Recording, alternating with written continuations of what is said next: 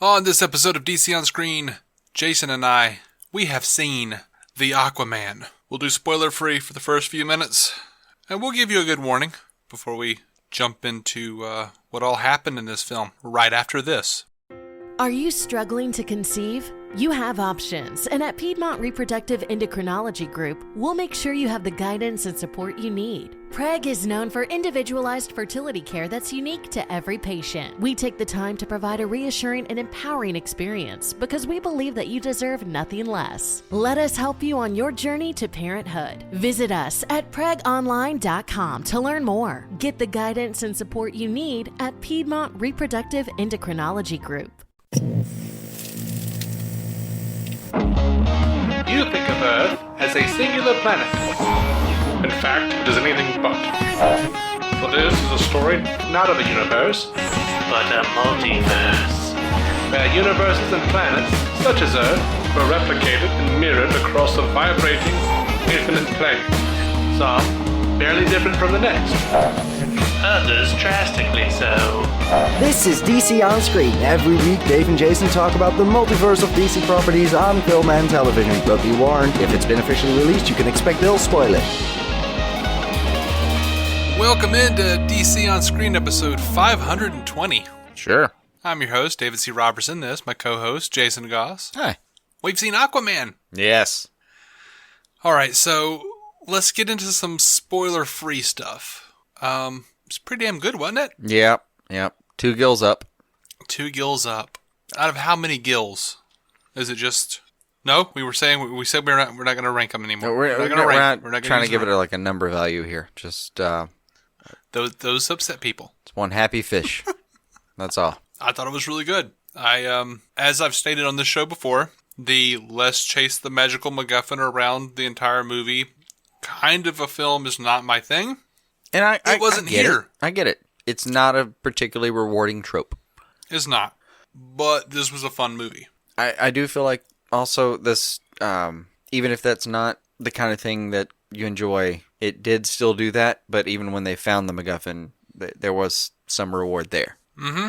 Like the climax is, I'm going to go with fucking gorgeous. Mm-hmm. And pretty phenomenal to watch. Most of the things in this movie are gorgeous. Yeah. I will say this, and what's up? This cracked me up, like given how long we've been reviewing these movies, and the change in how they were filmed, going from like Man of Steel to now. This movie was so bright, so vibrant that I could see where they had cleaned the actual screen we were watching it being like projected. Yep. I could see that they should have used a slightly more alcohol in their solution when they were scrubbing this thing. Right. I noticed that too. I think we just go to a bad theater. It's getting that way. I don't know. The mayonnaise is good. Yeah. Which, Matt and I went to see Creed 2 at the AMC, and it had recliners, and they bring food to you and stuff. And yeah, you've been a bit spoilt. Yeah. They might have turned you a bit. I liked the Regal, and then me and Matt went to that AMC, and I came back to the Regal for Aquaman, and I was like, it's like watching a movie in prison. And yet we still pass almost every day the like $5 a head theater where we first watched Avengers now. I'll never go back there because of what we dealt with when we saw the Avengers. Y'all, okay? It was rough. Been waiting for this for years. We go to see the Avengers. All they damn heads are cut off. Yeah, and you like can the hear tops of the their air heads are all conditioner cut the off. entire time. They had no air conditioning. They had these giant fans, these giant industrial-sized box fans at either entrance, just going. Oh my gosh! Yeah, it was a hard time. It was a bad day. It was a bad day. It was bad enough that we went to go see it again 2 days later to catch all the dialogue we didn't catch before. That's true, and I finally understood the reference. But this theater has not. It hasn't gotten that bad. It's not that bad at all. It's just that the film looks so damn good that like I get why if you're going to watch it in IMAX. I get it, and I'm pretty sure they cleaned that screen better. Yeah, I do want to go see the IMAX because apparently James Wan says 90% of this thing was shot in IMAX, and I'm just like, are you kidding me? I've Yes, it was please. so gorgeous here. I'm like, I just need to see that. Yeah. So I've seen some reviews. I'm sure you have too, dear listener, complaining about an octopus playing drums. We don't have any actual confirmation that it was a live octopus.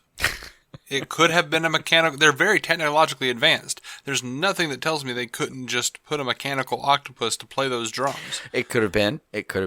There's also a food that people serve where you basically pour salt on an octopus after it's already dead, and it will activate its neurons in a way that it appears to be moving. And well, I say appears. It is definitely it's moving. It's creepy as hell. Yeah, so they could have put like some sort of taken a dead octopus, preserved it, Yeah. and then put some sort of chip or something in their head Sure. to make them play drums perfectly. Also, a drum playing octopus, I don't give a damn.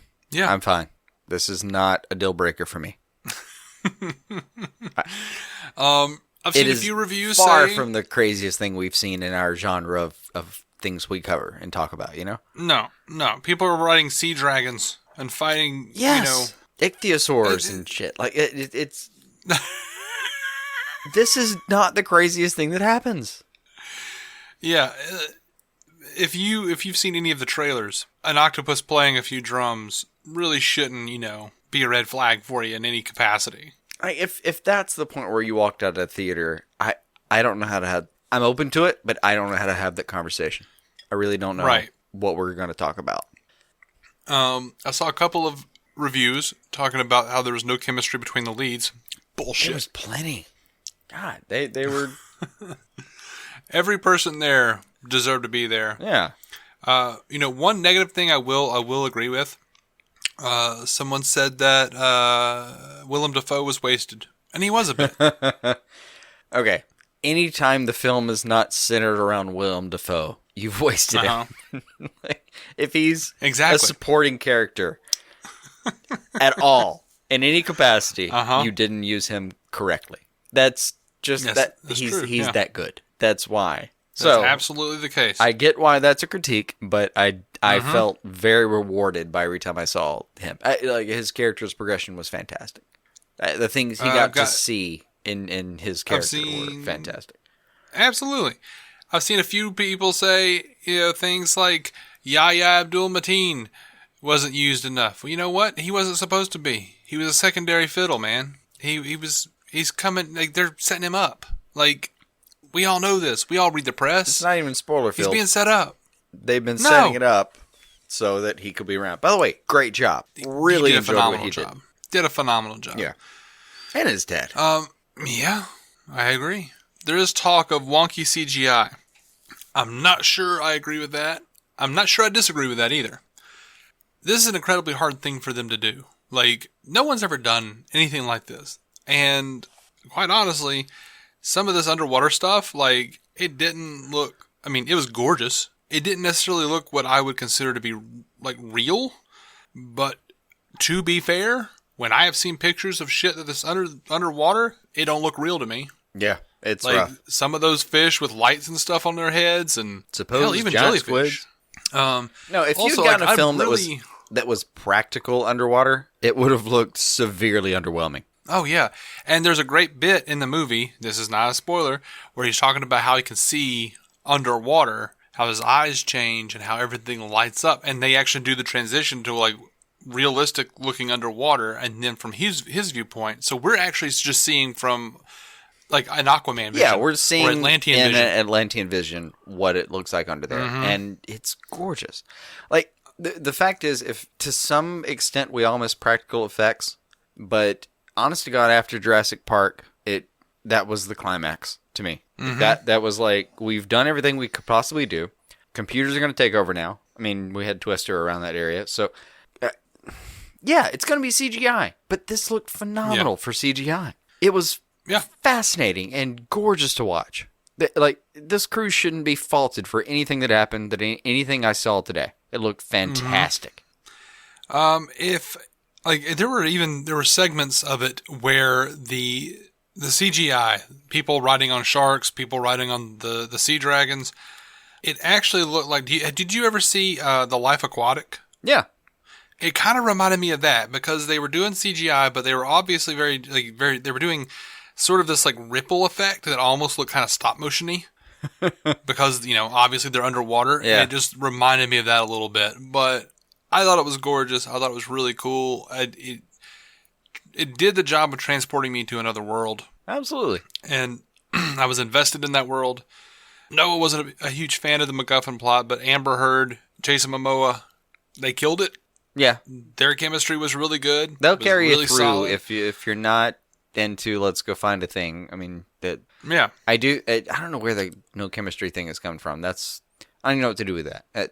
They will carry you through what you're going for here. I don't either, and I bring it up because I want to assure people, and look, there are those out there who will say, well, you guys liked Justice League. Yes, but we also said it had X, Y, and Z problems. Like we pointed out in our review, yes, these are problems, and we had also gone in thinking it was going to be way worse because by that point the handwriting was on the wall.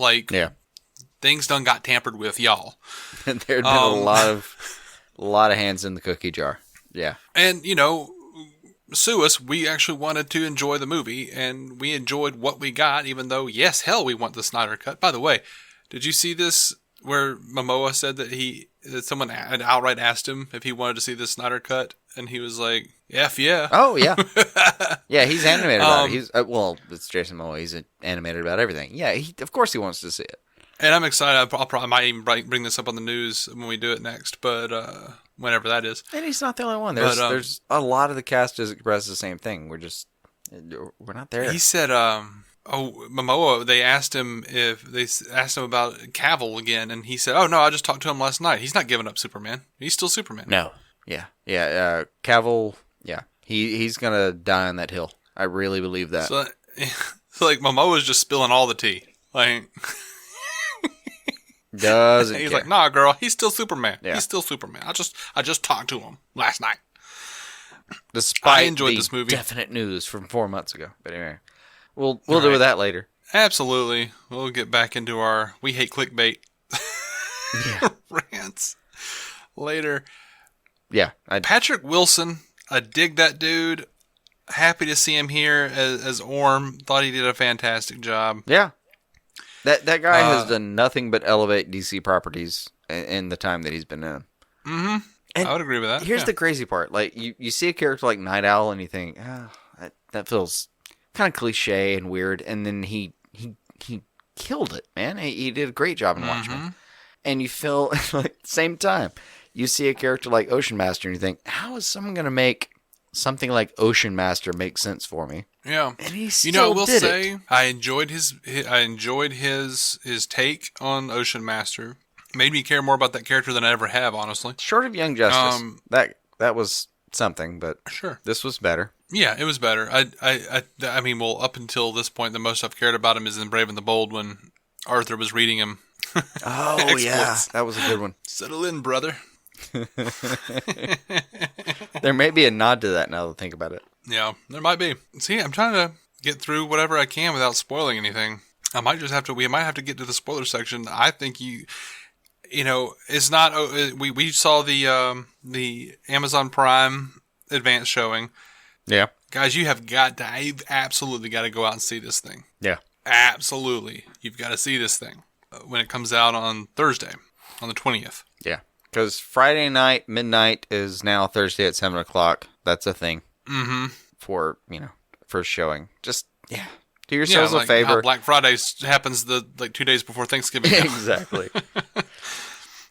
Yeah, do yourselves a favor. I look forward to going to see it again. The holidays are going to be stressful. They always are. Mm-hmm. That's a fact. Do this for yourself. Go out and watch this movie. Yeah, do it. Take the kids. Take back a couple of those stocking stuffers and take them to Aquaman instead. All right. You ready to get into spoiler territory, or? Yeah, knock it out. All right, so beware, everyone. There are spoilers starting now. Spoilers, ho! My one big dig is that I feel like they didn't get as deep into the ecological portion that they started hinting at initially, with Orm throwing all of our trash back at us, essentially. Yeah. They did leave it open, though. Hugely. They did leave that open. They did leave that open hugely. Orm literally asks him, "What's your plan to deal with this?" As king. Mm-hmm. I don't remember what he said. What did he say? But I'm paraphrasing. But what's your plan? When you're a king, what's your plan? What was his answer though? No, I mean Arthur doesn't. This is like he's in chains and he's just kind of doing, badass Arthur. But they do leave it open in the sense that like this is something that's on the table. Mm-hmm. The people on land have been throwing literal radioactive waste in the ocean for a while. Mm-hmm. How are you going to address that, buddy? Yeah. So it's a fair question. I guess they could really come back with that in a sequel. They could. At the very least. How fun would it be to see Momoa's Aquaman go into like the UN? Oh, that'd be fantastic. I mean, and go bigger with it. How much fun would it be to see him address the UN with Wonder Woman? Like two different worlds come to the UN and be like, all right, we got to talk. That'd be phenomenal. And Cavill shows up and decides to go and grab everyone's nuclear weapons, and we're back to Quest for Peace. Damn it. I know. But we could do it better, stronger. Yeah, man. Okay, so one of the funny things to me in the movie is like I thought I had a problem because the de-aging that they used on Nicole Kidman and I can't remember this guy's name for some reason. The guy that played Thomas Curry, Arthur's father. Daddy Arthur? Sure. Daddy Arthur, yeah. I looked at it and I was like, well, it's pretty good. It's pretty damn good. There's a little bit of Uncanny Valley there, but it's among some of the best that I've seen. I thought it looked pretty close to flawless. Like, yeah, but there were just a few bits where I was like, God, that just they don't look like real people. But then when they were both older, I felt the same way. And I went, oh, that wasn't Uncanny Valley. They don't move like people. Similarly, though, I had a reaction like watching Nicole Kidman as her young self and her older self. Mm-hmm. When it showed her as her older self, I kind of thought, no, she still just looks like she's 23. Okay, she just can't age. She's one of those people. Gotcha. Yeah. Well, she does, but like if you go back to Batman Forever and I'm sure. And actually, that was kind of a fun thing. Like my sister-in-law was like, "Is that Nicole Kidman in a comic book movie? That's crazy." And I'm like, yeah, "Oh, you're surprised by that? Let me show you something." Yeah. Send her that clip of Nicole Kidman meeting Batman in Batman Forever. Right. Yeah. Not every doctor makes a superhero's night table. Right. Oh, no, what?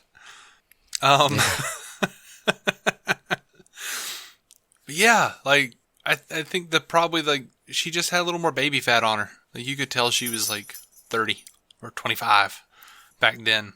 She just a little bit of... Maybe. Just a little bit of youth chub. Yeah. That we all have at that age. The fact is, she's holding together so well that, like, the young version of her and the old version of her look the damn same. Yeah, but, I mean, I don't think so, but then I still remember her from the 80s, man. I remember from, like, My Life with Michael Keaton when she was, like, a damn near infant, running around with her curly hair.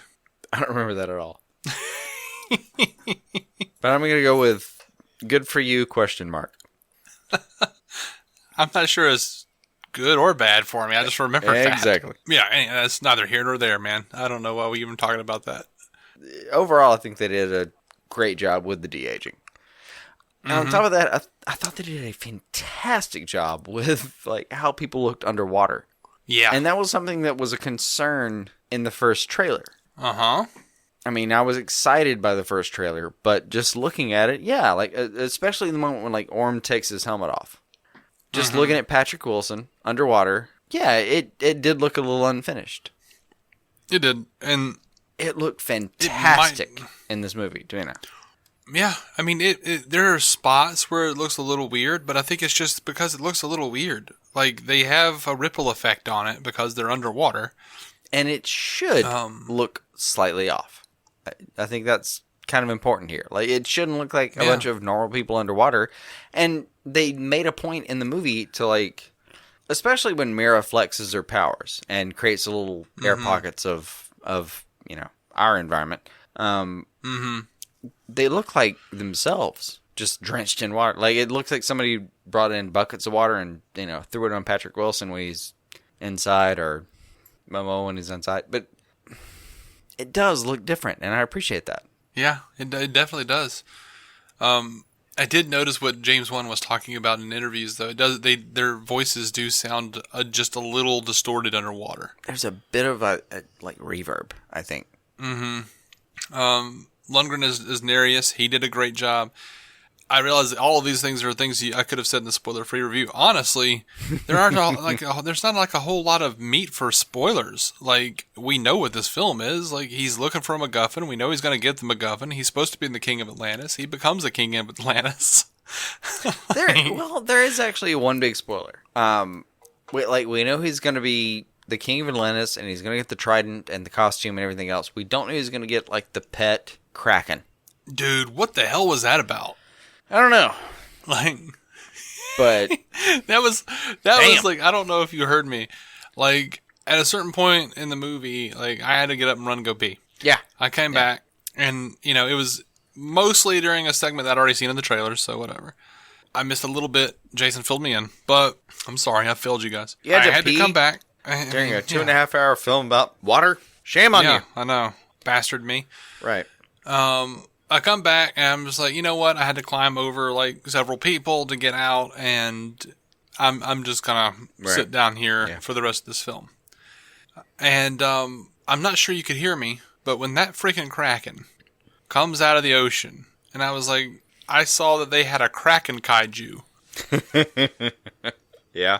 There was a boyish chipper chortle of delight. Mm-hmm. I have a noise I make sometimes that sounds like this. I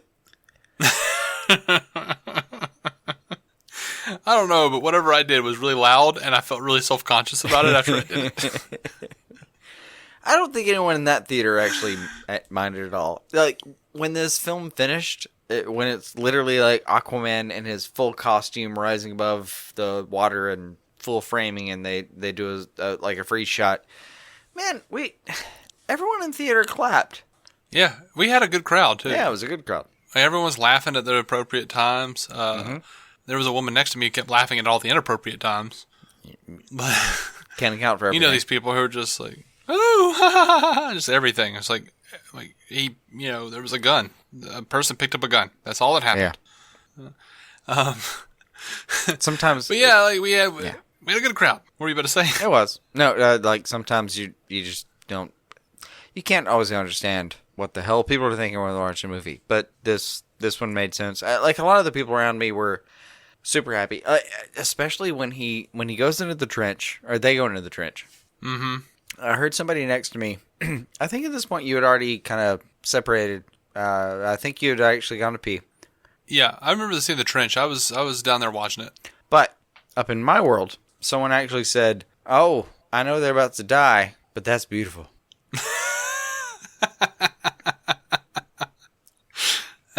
I loved that. Alabama poetry, y'all. Yeah, it was fantastic. I didn't have any big problems, man. I just didn't. I thought it was fun. It was a lot of fun. Like, you weren't cheated if you've watched like the long trailers for this film. You've seen that James Wan is apparently a big fan of what will look like a one shot, but you know it's not.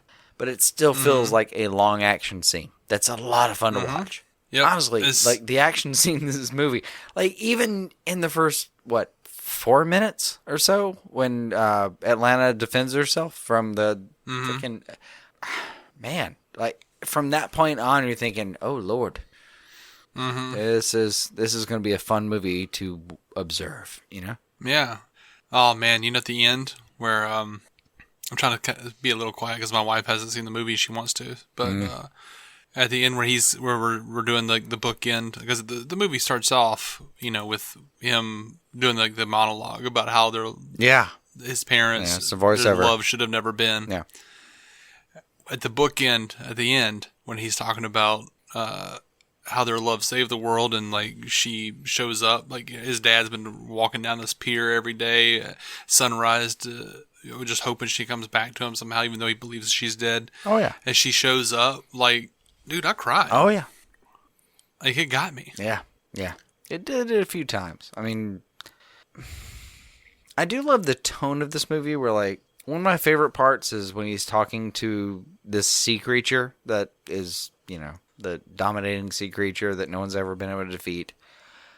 And he basically humbles himself and says, like, I'm nobody. I'm just here to defend my people. And if that's not enough for you, fuck yourself. Like, yes, which I believe that sea creature was voiced by, Julie Andrews. oh, yeah. I like it. The real Mary Poppins, y'all. Yeah, I do like it. I think it was Peter Safran said that. Like, who knew that this Christmas we'd have the real Mary Poppins? Yeah. I remember that one. I No real shade. I remember watching no that real scene, shade. though. I remember it from an hour ago. Watching that scene and thinking, damn it, man. Like, you brought me to a tear, and then you have his character pretty much be a smartass. Mm-hmm. I like that, though. I do. Yeah. Like, he was super humble, and then if you don't like that, fuck yourself, or screw yourself, or whatever he said. Mm-hmm. You know, I'm not, like, look, Nicole Kidman made me cry twice in this movie. Naturally. Once near the beginning, once at the end. She sold the hell out of that what she was doing there. Sure. You know, on the surface, if you really look at it, and you look at her as a serious actress, it's damn silly for her to be in that outfit, standing on a pier, saying those words. But she played it to the hilt. She made me believe. You know what I like about that? It would be even more silly to, like, see her in that outfit, exactly that one, with, like, some crab arm on her hand. But she just tossed that aside and addressed the camera. Yeah, which is what we got. It's like one of those trench claws. Yep. Weirdly enough, I kind of wanted more of the backstory of the different kingdoms. I wanted to see how they evolved more. Did feel like they set you up for that. They might have set me up, or they might have just glossed over it because they're like, I don't know. Yeah, they might not. Who knows? But this was an entertaining ride. I won't say it's not Citizen Kane. It's, No, it's not going to be pretty good movie. Top 100 cinematic efforts ever, but it's a damn good movie. I just feel like there was a lot to kind of pack in there, or as some might say, a lot to unpack with, who Arthur is, who Atlanta is, Mira, I can't even remember his name now. Nereus, all the Fisherman King, like all these different people. Just like there was so much there. Yeah. Orm and his issues, and I'll be damned, dude. I kind of teared up with Orm and Arthur when they were about to face off. And yeah, like his version like Arthur's, of like "Let me know when you want to talk" was profound for me. Oh yeah, at the end, like right before they fight that first time, and Arthur was like, "I always wanted to, watch out for my little brother, etc., etc." Yeah. And then to have Orm come back and be like, "You were the reason my mother died. I've always hated you for that." Yep. Like, oh my god. Oh, it was heart-wrenching. Yeah. They did a good job. I'm sorry. I enjoyed it. Sorry, Rotten Tomatoes. We'll have to deal with the fact that we liked it. You'll be okay. We've walked down this path before. Yeah. Do you have anything else, man? I'm not sure I have much more. Like, I thought everything was great. Like, even above the fact that, the McGuffin thing is not my deal. Everyone said this was like Star Wars Under the Ocean, but like to me, when they're like going through and like you're seeing Atlantis and stuff, it reminded me more of Blade Runner. I have seen some comparisons to Blade Runner. I Really? Don't get it. Because I don't know that property well enough. But I have seen that gotcha. around. Gotcha. I will say I had one problem within the first 30 seconds of the movie. What's that? Like, Thomas was battening the shutters open. Uh-huh. I feel like that's not... Mm-hmm. Like, the shutters, they're literally supposed to be there to protect the windows. You tie them together. That's fair. I didn't even notice. That's all I've got. Other than that, I enjoyed the hell out of it. Yep, that's it. That's all I got. It's a relatively short review, but, like I said, not a lot to unpack on this movie. Yeah. It's just damn good. I guess solid. It's a fun romp. Pretty straightforward, but it does a great job. It is. I don't get the feeling that it was tampered with. That's Even if it the was, big thing. I wouldn't know. I don't feel like the WB machine reached its hands in and said, "Do it this way." Like, I feel like James Wan made the movie he wanted to make, and we watched it. That's huge. I feel like that's probably the case, and you know, if it comes out that they were wrong somehow, and all this stuff, it wouldn't be the first time. No, You know, like they kept it under wraps if it happened here. Like aside from like the logo going from dark to light, and people being like, "What does this mean?" I don't know. a brighter movie. I don't know. I mean, I don't know what James Wan was planning. I mean, what I'm imagining happened with that is they had a logo. They said, okay, this looks like, you know, the previous few movies. They get into production. They're like, oh, it's not going to look like that at all. Yeah. Maybe we should change the way this is looking to change the narrative now. Get out ahead of this thing. It's a good theory. I would love for you guys to leave us comments. Let us know what you thought about it. What you thought about our thoughts about it. And when Aquaman the Director's Cut comes out, we'll review that too. I'm just kidding, guys. But yeah, this thing hasn't even been formally released yet in the States, which is where we are. Mm-hmm. It's already done like 200 worldwide, though. Yeah, that's doing fine. 200 million. So, again, sorry, Rotten Tomatoes. I don't know what to tell you. Yeah, it's doing fine. It's making its money. It's kind of killing it. Mm-hmm. Don't know what to say about the reviews. Like it's kind of sad in certain ways. The movie, though, tell you this, it'll be all right. Yeah, everyone we saw in the theater seemed to enjoy it really quite a bit. Like I said, clapping. Yeah, everyone clapped. The entire theater clapped when it was open. Yeah. They clapped when he walked out of the waterfall as Aquaman. Yeah. Proper. Yeah. You know how many times something happened? Something happened on screen, and I heard some people, the whole theater, go, "Oh shit!" Seemed like quite a bit of oh shits. Literally, Dark Knight was the last time I was in that theater and saw that. Anyway, we are DC On Screen. You can find every episode at DCOnScreen.com. I'm not cutting you off, am I, man? No. You got good. everything? I'm out. Yeah. You said everything? Cool.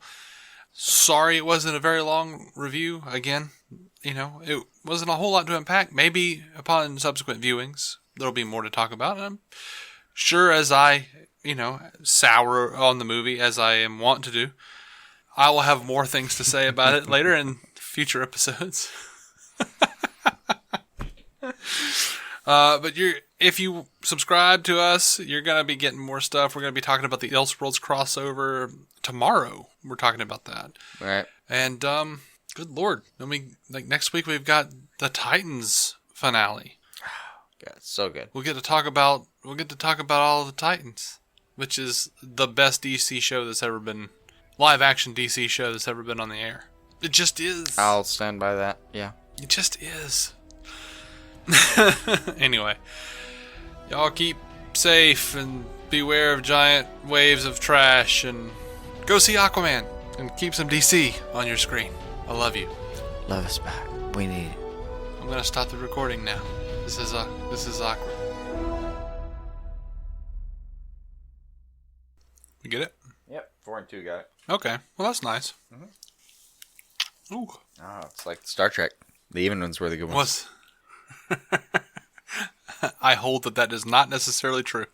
I don't know. Never seen them all, but that's what I hear. That's why I'm not doing the Star Trek show with you. Fair point. Touche. Right. I believe it's pronounced touchy.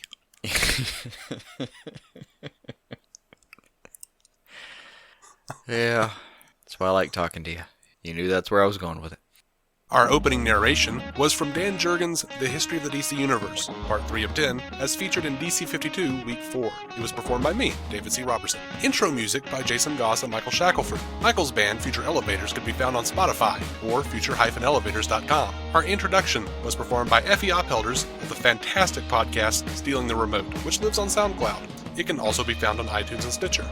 We are proudly in partnership with TV Time, the TV show calendar and social media site that lets you keep track of what you're watching, what your friends are watching, and where you all left off. DC On Screen is a maladjusted production. Visit maladjusted.tv for more from me and Jason, including sketch comedy, an improvised web series, vlogs, parodies, and more.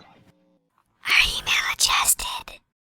Are you struggling to conceive? You have options, and at Piedmont Reproductive Endocrinology Group, we'll make sure you have the guidance and support you need. PREG is known for individualized fertility care that's unique to every patient. We take the time to provide a reassuring and empowering experience because we believe that you deserve nothing less. Let us help you on your journey to parenthood. Visit us at pregonline.com to learn more. Get the guidance and support you need at Piedmont Reproductive Endocrinology Group.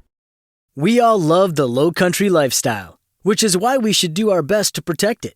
To get insurance that helps you protect your home from whatever the low country throws at you, contact CT Lowndes & Company today. Their local agents can review your coverage to help make sure you're properly protected. CT Lowndes & Company has been helping protect and insuring the low country since 1850. Visit ctlowndes.com to learn more and request a quote. That's CTLOWNDES.com.